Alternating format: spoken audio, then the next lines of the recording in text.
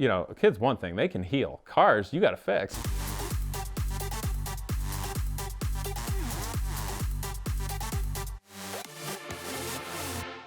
There is one car that is both the most misunderstood and most famous car of all time that's actually cool, the DeLorean. And kind of like the younger people that are getting a little older, remember Back to the Future. Back to the Future, of course. I mean, best comedy of ridiculous movies that ever came out in sci-fi. All the lines, great.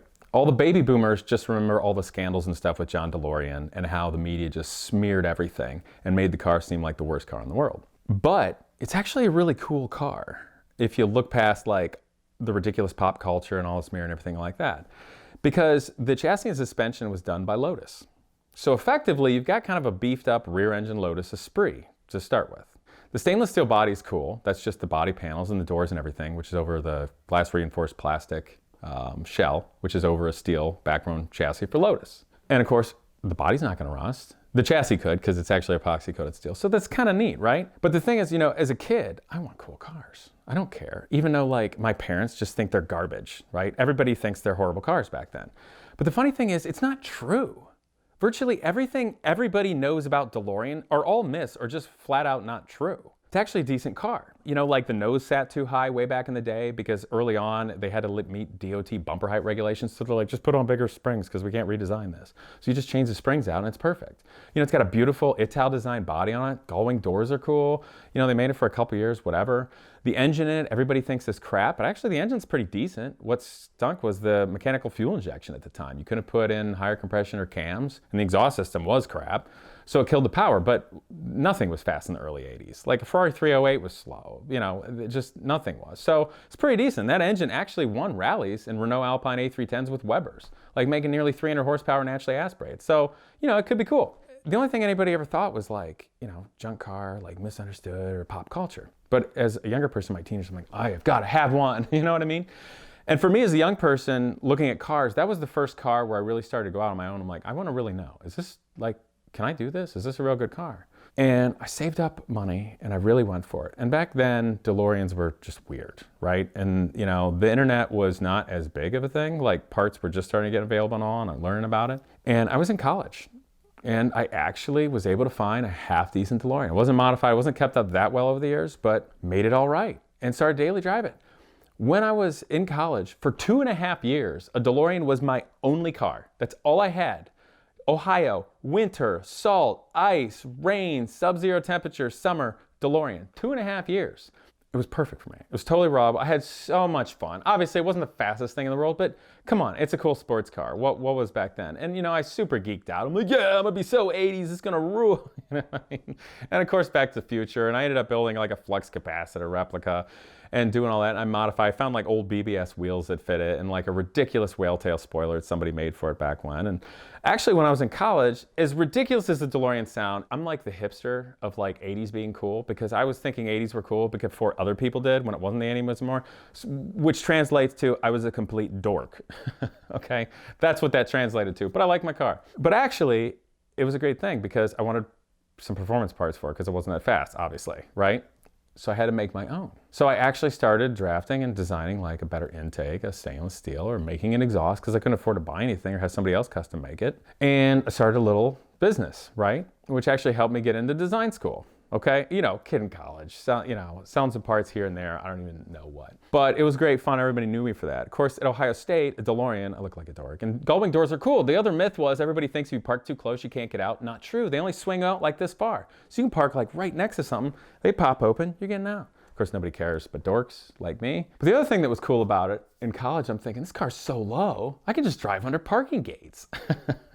Which I was like, I don't even need to drive under this parking gate, but I'm gonna do it just because I can. I'm like, yeah, this is awesome. Except for the point that I forgot that the telescopic antenna in the back was tall.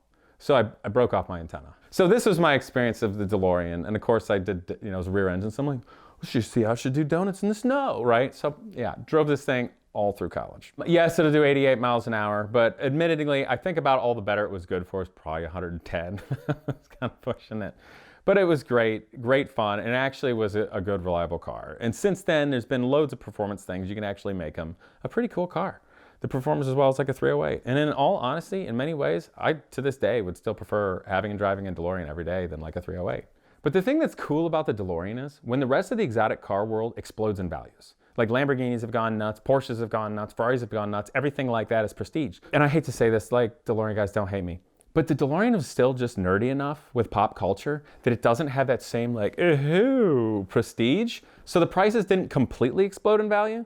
So I feel like it is the one coolest, best car, like prototype-like, everything's cool, awesome wedgie, Ital design, body, like it's just awesome, but it stayed reasonably valued. In terms of community, it's actually neat because you gotta be a real car guy to like a DeLorean. Because first of all, the Back to the Future jokes will never stop, ever. And my one buddy says the best thing, like, oh, do 88 miles per hour, your flex could be, all that sort of thing. And he's like, yeah, that's so funny. I haven't heard that joke since tomorrow.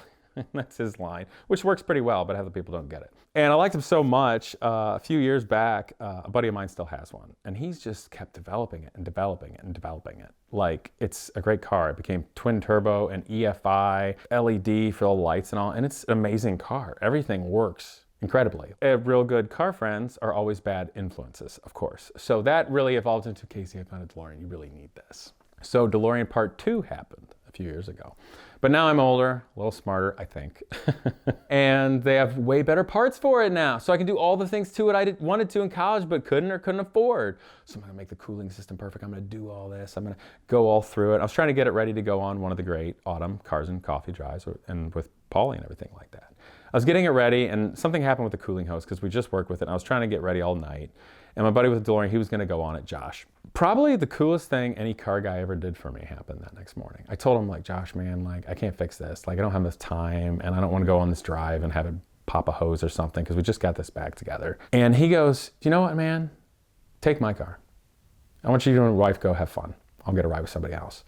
And it was literally like the most selfless thing a buddy ever did for me because that was his one only cool car. It's his absolute baby. It's perfect.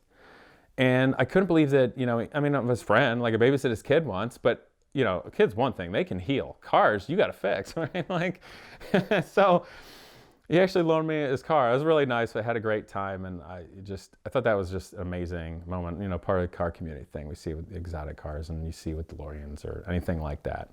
But got the car going, had a wonderful time, made it everything that I wanted to be before. And, you know, that was of course when I was building Genius Garage and trying to exist while I was building a philanthropic thing for nowhere because that doesn't pay the bills. And I needed to sell the car, you know, to get out and keep moving, trying to do something else. Entrepreneur life, right? And I go to sell and it's bittersweet. I found a good home and all that, but it was a perfect DeLorean. It was low miles, everything was right. So it's kind of like, man, can I just keep one of these cars? And it was funny because the DeLorean community is great, right? And my other friend's the one that has a great Back to the Future joke. His wife was writing the DeLorean like club newsletter. And they all wanted me to get another DeLorean because they thought I was okay or whatever. And of course they had the Batmobile, well, that's pop culture too. And I saw it in the newsletter after I got rid of it. They're like, yeah, it was great. So minutes, Casey got another DeLorean, made it perfect. We were all excited, then sold it. Jerk. I was like, that's the best newsletter ever. I love these people. So, you know, DeLorean's always gonna have a soft spot in my heart. Truthfully, if you get past all the scandal and all the media slander back then, and you know all the little things to get past, it's actually a good car. No, just because it looks like steel doesn't mean it weighs 4,000 pounds. It's actually reasonably light. It's actually a pretty reliable car. If you drive a junky car, it's probably gonna be junky. But with anything, if you can see past the ridiculousness, it's a pretty cool car. If you want the perfect joke to tell to a DeLorean owner when you see them, there isn't one. They've heard every single one. They're on a beautiful island where DeLoreans are okay, and they've heard every joke, told it, and they are proud nerds. So just, yes, we know what 88 miles an hour does, we know what plutonium does, and there's no cocaine in the cars, and no, they weren't polished, and then they had to be brushed because they blinded people. So maybe just be like, I like your car. Are you looking to buy your dream car? Premier Financial Services offers the flexibility of financing with the tax benefits of leasing. The PFS Simple Lease offers quick approvals and easy termination when you are ready for the next car. Visit our website and follow us for more.